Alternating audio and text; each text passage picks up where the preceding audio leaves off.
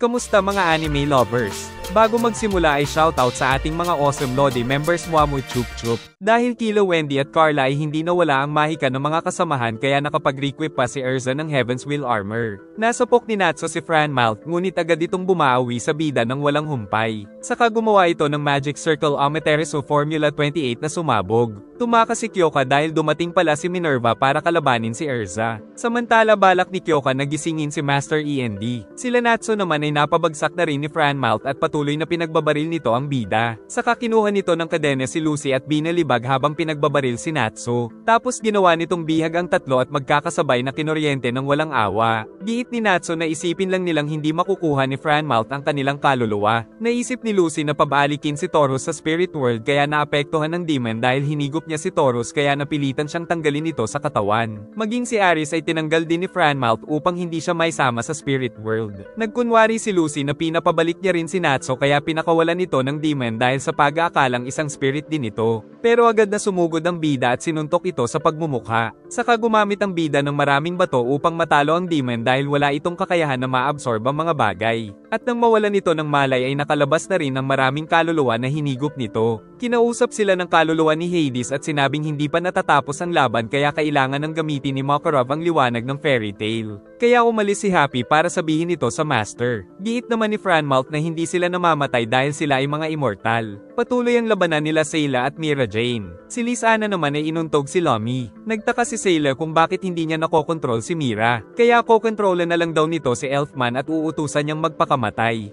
Muling nabuhay si Easel na inis kay Wendy. Kaya nalaman nilang sa mga capsule muling nabubuhay ang mga namatay na demon. Naisip ni Mira na wasakin ang buong lugar pero hinamon pa siya ni Sayla kaya sa isang iglap ay isa-isang nawasak ang lahat ng mga capsule pati na ang kinaroroonan nila Fran Malt at Easel. Giit ni Mira na kinontrol niya ang mga tentacles upang mawasak ang mga capsule. Dahil may demon DNA din si Mira ay kailangan talaga nilang maglaban gamit ang pisikal na lakas. Tinanggal ni Sayla ang self-limiter at tuluyang naging demonyo na tinamaan si Mira Jane sa katawan patungo kila Lysana. Sa pangalawang pag-atake ay lumabas ang mata saka nawasak ang paligid sa lakas nito. Giit ni Lomi na walang pag-asang manalo ang mga tao dahil marami pang sikretong itinatago ang Tartaros. Samantala tuluyang nabulag si Jelal ngunit naging kasapi niya na sila Midnight. Pero nagrereklamo pa rin si Racer. Giit ni Eric na may naririnig daw siyang mga sigaw at may hinala siyang malalaman niya kung ano ito kapag sinamahan nila si Jelal. Habang nag-uusap ang Orasyon 6 ay dumating si Rusty Rose para tanungin kung anong ginagawa ni Meldy kasama ang Orasyon 6. Ngunit nais niya nang umalis dahil tila nagbago na si Meldy pero hindi siya pinayagan ng Orasyon 6 hanggat hindi sinasabi ang nalalaman nito. Giit nitong nung natalo daw sila ng fairy tale ay tinapos sila ni Ziref. Pagkatapos nito ay nakita niya muli ang dalawang kasamahan at sumugod sila sa Tartaros nang mabalitaan nilang ito ang pumapatay sa mga kaalyansang Dark Guild. Pinasabog ni Azuma ang mga kawal at si Zancro ay binugahan sila ng Godflame. Saka pumasok ang tatlo at tinanong nila si Kyoka kung bakit tinatapos ng Tartaros ang mga Alliance Guild. Sagot ni Kyoka na Tartaros lang naman talaga ang kasali sa alliance sa mga Dark Guild. Naikinainis naman ng tatlo dahil hindi pala sila kinikilala ni Kyoka bilang mga Dark Mage. Kalaunan ay nag-usap sila sa isang silid. Subalit matapos sabihin ng tatlo ang nais na ibigay sa kanila ang mga Dark Guild na ginawa lang mga kawal ng Tartaros ay lalo silang minaliit ni Kyoka saka pinadama nito kay Rusty Rose ang hindi niya pa nararanasang sakit. Nagsimula na ring maglaho ang dalawa dahil mahikan niya lang pala ito at wala talaga siyang kasama. Sinubukan rin niyang umatake ngunit wala siyang nagawa saka siya pinahirapan ng sobra ni Kyoka.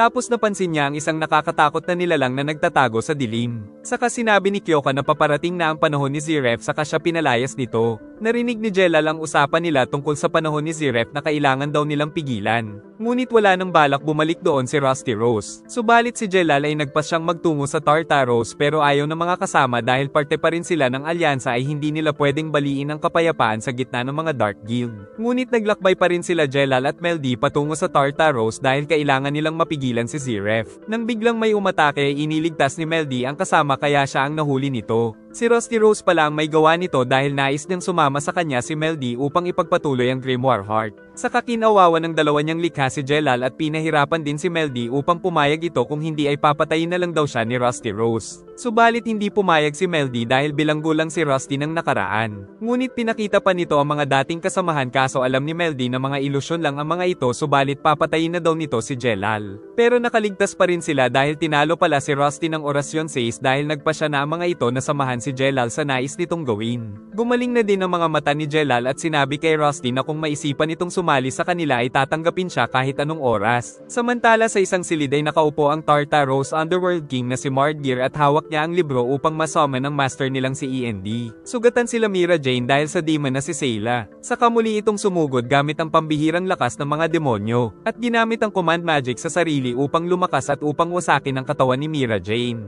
Habang si Liz Anna ay pilit na ipinapanood ni Lomi ang ginagawa sa kanyang ate. Ngunit pinilit pa ring lumaban ni Mira Jane. Kumpiyansa si Sayla na hindi siya makokontrol nito ngunit pinatalsik niya ito dahil naramdamang muntik na siyang makontrol. At naisip niyang mapanganib si Mira kaya kailangan niyang patayin gamit ang Demon Eye upang siguradong tsugi. Ngunit dumating bigla si Elfman at tinamaan ng solid na suntok dahil ito pala ang kinontrol ni Mira upang matalo si Sayla. Nagtungo naman si Kyoka kay King Mard para mag-report ng mga kapalpakan nila. Kaya siya ang pinagbuntunan nito ng inis at mas lalo pa itong pinahirapan. Sinabi ni Warren gamit ang telepathy na ligtas na si Mira kaya gumaan ang pakiramdam ng mga kasama. Dahil din sa telepathy ay nasabi na ni Happy kay Makarov ang pinapasabi ni Hades na kailangan nilang gamitin ang liwanag ng fairy tale na ang tinutukoy pala ay ang Lumen Histoire. Nang bigla nilang marinig sa telepathy si King Mard na nagbabanta dahil na-hijack niya ang system ni Warren. Saka pinalabas nito ang mga spike ng cube at tinanggal ang gravity kaya nahulog ang mga wizard at sa loob ay hinigop silang lahat ng mga laman dahil naging isang malaking halimaw pala ang cube.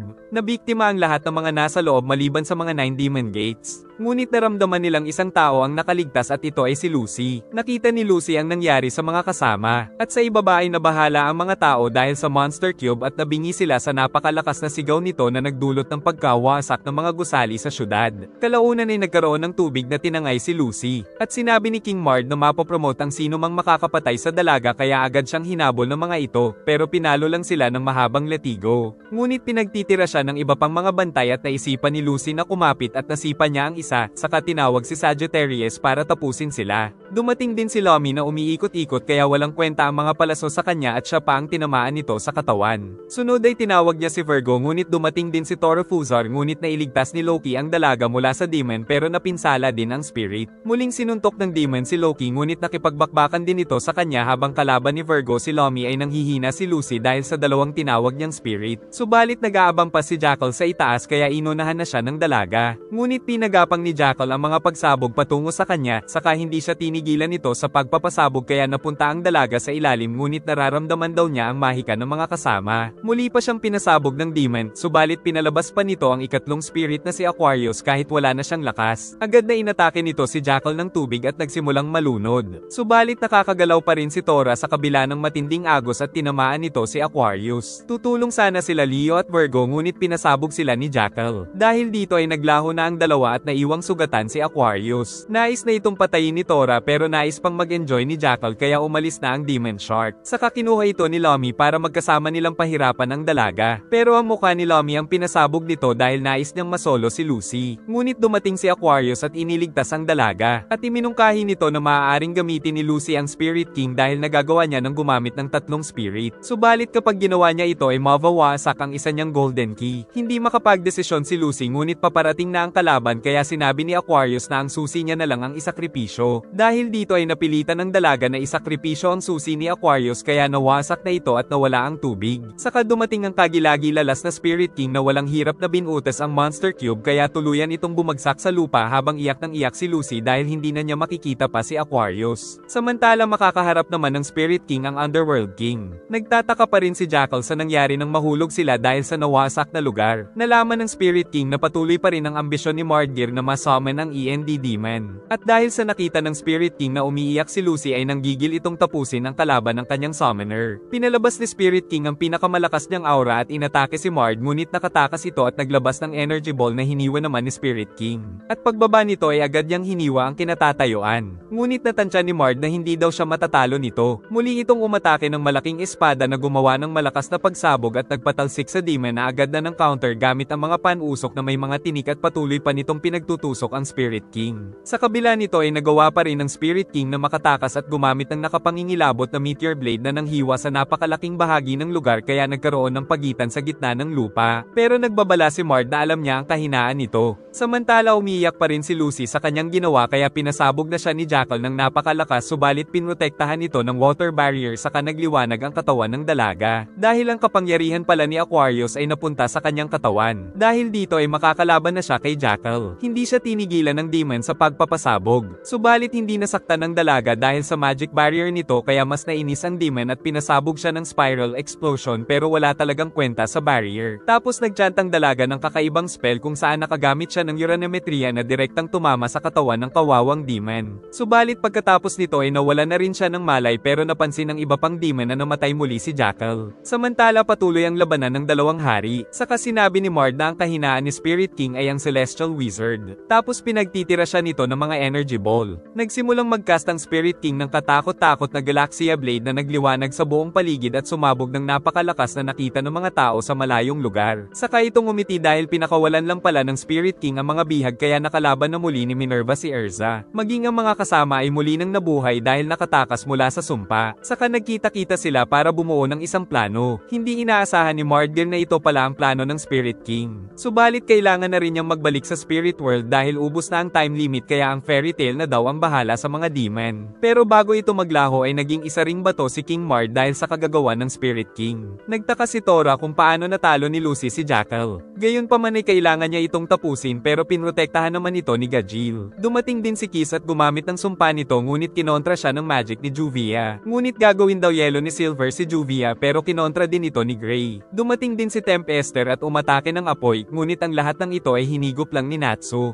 Sinabi ni Natsu sa mga kasama na si Silver ang nagpayelo sa Sun Village at kaamoy din daw nito si Gray. Nang bigla itong sumugod at kinuha si Gray saka naglaho. Saka gumawa ng mga tornado ang mga demon upang liparin sila pero wala itong epekto kay Gajeel ngunit pag-atake ay sinalag siya ni Tora Fuzar. Sila Natsu at Juvia naman ay pinigilan si Kiss saka pinatalsik ni Tora si Gajeel. At si Kiss ay napinsala si Juvia. Saka kinuryente ni Tempester si Natsu at binalibag. Ngunit muling sumugod ang tatlo sa mga demon. Hindi mahanap ni Lily ang mga kasama at natatakot pa siya sa naririnig na pagkidlat saka nakakaramdam na rin ng gutom kaya napagkamalang pagkain ng mga bakal. Nakita din niya si Happy ngunit merong kabute sa ulo nito. Nagpa siya si Lily na putulin ito pero natakot si Happy kaya binatak na lang nila ngunit walang nangyari. Habang naglalakad ay nagkaroon ito ng mata dahil ito pala ay si Franmouth. Nakita nila na napinsala ang malaking bahagi ng syudad. Saka nagising si Wendy sa pangangalaga ni Carla. At nandoon din si Dranbolt para bantayan sila. Akala ng dalawa ay natapos na ang labanan ngunit sinabi ni Dranbolt ang tunay na sitwasyon. Kaya nagtungo sa itaas ang dalawa at nakita na napakaraming The Face ang lumitaw. Giit ni Dranbolt na nasa 2,000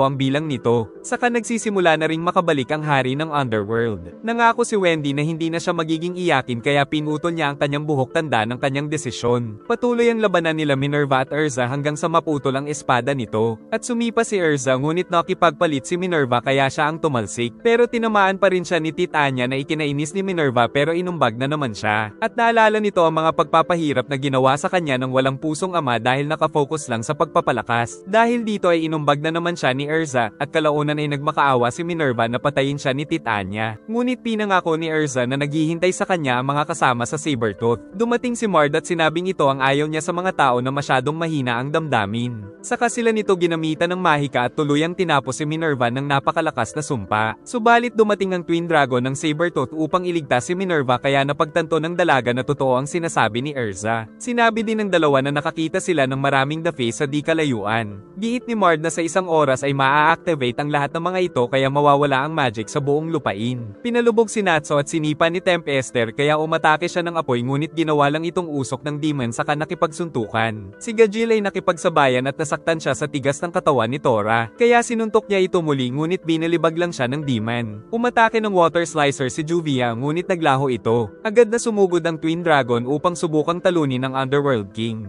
Samantala si Erza ay dinala si Minerva habang gumamit ng Dragon's Roar si Sting ngunit pinabanda lang. Sinuntok din ito ni Rogue pero nahuli siya at binalibag patungo sa kasama saka sila inatake ng maraming cursed energy nito. Gumawa ng tornado tornado si Tempester kaya pinagtitira siya ng bida kaso tinangay pa rin ito at tumalsik siya kay Gajil at nakuha pa nilang mag-away kaya parehong sinapok ni Tora. Kaya nagkasundo na rin silang sumugod sa mga demon. Dinala ni Silver si Gray sa malayo upang makapag-usap at sinabi na ni Silver na siya ang ama ni Gray. Pero nakita daw ni Gray na pinatay ng Deliora ang kanyang ama. Kaya nagalit si Gray at nagpaulan ng mga espada na pinaglaho lang nito. Saka pinagsusuntok ngunit pinatalsik siya nito ng yelo at pinagtawanan pa ang binata kaya umatake ito kaso naunahan ni Silver. At sinabi nitong nakatadhana daw silang maglaban. Sumugod ang dalawang grupo at ibabalibag sana ang mga demon pero sila ang pinatalsik ng mga ito. Sila Sting at Rogue ay pinagsusuntok naman ng Underworld King hanggang sa tamaan nila ito. Ngunit pinaglalaroan lang pala sila. Nakita na rin nila Happy at Gajil sila Urza. At nang makita ni Minerva ang kabuti ay kinabahan nito sa kanya biglang tinanggal. Dahil nalaman niyang ito ay si Franmouth. Kaya gagamitin nila ito kung nasaan ang control room. Muling pinatalsik ng demon si Gray. At sinabi ng demon na ginamit niya lang ang katawan ng tatay ni Gray na si Silver upang magkaroon siya ng anyong tao. At nais din daw nitong ubusin ng mga estudyante ni Old dahil kinulong siya nito sa yelo ng mahabang panahon dahil ang demon na kaharap niya ay ang Deliora. Ang alam daw ni Gray ay napatay na nila ang Deliora pero sinabi nitong muli siyang binuhay ng mga kasama. Galit na galit si Gray na inatake si Silver ngunit tinira siya ng maraming yelo at sinuntok nito sa ere. Saka pinaghihiwa ng mga atakeng sinalag naman ng yelo ni Gray ngunit nawasak at tinamaan siya ng malakas na atake. Sa kabila nito ay nakipagpaligsahan siya ng lakas pero napatalsik na naman ito. Ngunit tumalon-talon sa mga yelo si Gray at inatake ng Cold Excalibur ang demon. Ngunit tinawanan lang ito ni Silver at kinain pa ang espada ni Gray. Saka ipinakita nito ang nakakatakot na aura.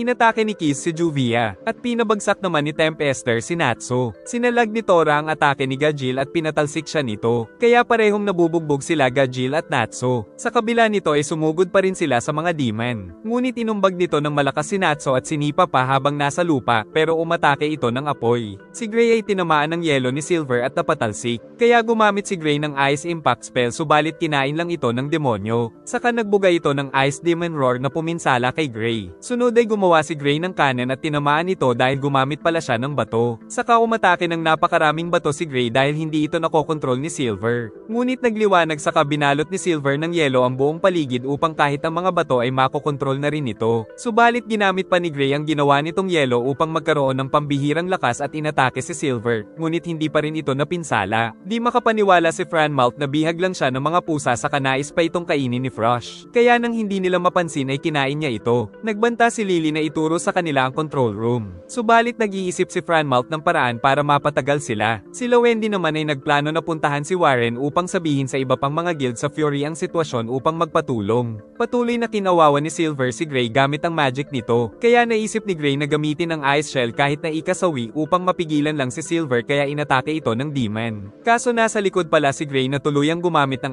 Ice Shell na nagliwanag sa buong paligid subalit napigilan ni Silver ang kanyang spell at ibinalik kay Gray. Pero isa lang din pala itong decoy dahil walang balak magpakamatay si Gray kaya ginamit niya ang bowl ang bakal at pinahaba ang kamay upang ihagis ito ng napakalakas sa katawan ni Silver na tuluyang nabutas. Sa kabila nito ay alam pala ni Gray na hindi ito si Deliora kundi ito talaga ang kanyang ama. Giit ni Silver na hinihintay niya lang ang anak na tapusin siya nito dahil ang totoo ay hindi siya isang demon at isa lang siyang puppet ni Kiss na isa palang necromancer. Sa kabila nito ay palihim na pumapatay si Silver ng ibang mga demon upang ipaghiganti ang kanyang pamilya kaya napagkamalan niya rin ng mga demon ng mga giant. Nakahanda na rin daw si Silver na magrebelde sa Tartaros subalit nang mapanood niya si Gray ay naisip niyang hindi siya karapat-dapat na ipaglaban ng kanyang anak at asawa. Nalaman ni Gray na plano pala talagang magpakamatay ng kanyang ama. Sagot nitong matagal naman na siyang patay kaya nais nitong ipadala na siya ng anak sa kanyang ina kaya nilabas ni Gray ang espada. Lumapit ang binata subalit sa kabila ng mga nangyari ay hindi niya pa rin ito magawa. Kaya naman nagyakap na lang ang mag-ama sa natitirang oras nito at sinabing akala nito ay namatay na rin si Gray kasama ng nanay nito. Gamit ang telepathy ay kinausap ni Silver si Juvia na patayin si Kiss dahil kinokontrol nito ang patay na former chairman upang ma-detonate ang libu-libong The Face. Pero alam ni Juvia na pag namatay si Kiss ay maglalaho din si Silver. Patuloy naman ang pagpapahirap kay Natsu ng kanyang kaharap at si Gajil ay nakikipagmatigasan pa rin kay Tora at muntik na si Juvia ng atake ni Kiss. Hinahanap pa rin nila ang control room sa pamamagitan ni Franmouth na sinusubukan sila patagalin. At napakatagal na nilang naglalakbay kaya nainis na si Urza at nais na itong hiwain.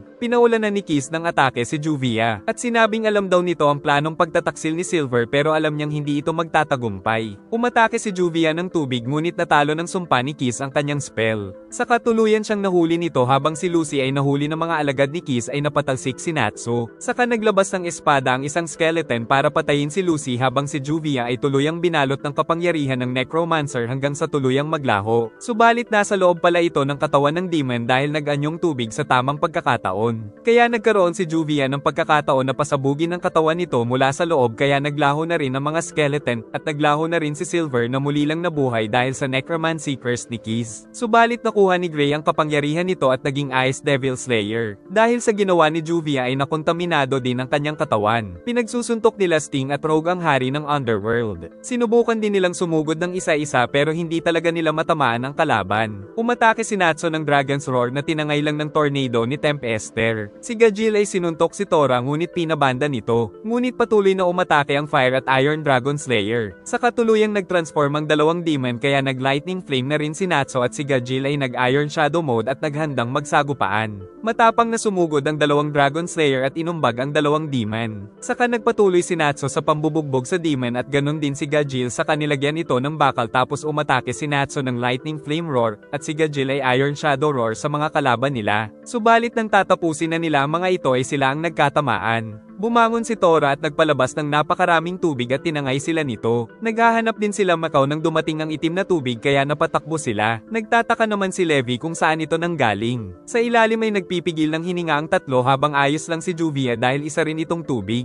Sumugod naman si Tora at kinuha sila Natsu at Gajil at nang makatakas ang bida ay hindi siya makagawa ng apoy tapos pareho silang sinipa ni Tora Fuzar. Samantala si Tempester ay nanunood lang kaya nais ni Gajil na iligtas ni Natsu ang mga dalaga habang pinipigilan niya ang mga demon pero maging si Natsu ay nawala na ng malay. Giit ni Tora na may lason ng tubig niya kaya mamamatay sila pagkatapos ng 5 minuto. Dahil dito ay tinakpan ni Gajil ang bunganga at sumugod pero mabilis sa tubig ang kalaban. Saka ito gumamit ng Deep Impact Curse na direktang tinamaan ng Iron Dragon Slayer. Pero muli siyang sumugod para sa mga kaibigan at naging shadow upang malikuran ang demon subalit napakasakit ng mga suntok ni Tora na labis niyang iniinda. Dahil dito ay nawawala na rin siya ng malay. Saka dumating si Levi para iligtas siya at binigyan ng hininga gamit ang kanilang mga bibig pero si Levi ang nalunod. At susuntukin ito ng demon kaya mabilis na iniligtas ng Iron Shadow Dragon Slayer. Nag-enjoy ka ba? Mag-like and subscribe at pindutin ang bell para updated ka sa susunod na upload. Sana ay nagustuhan nyo at mag-like and subscribe ka na rin para muha-muha chup chup.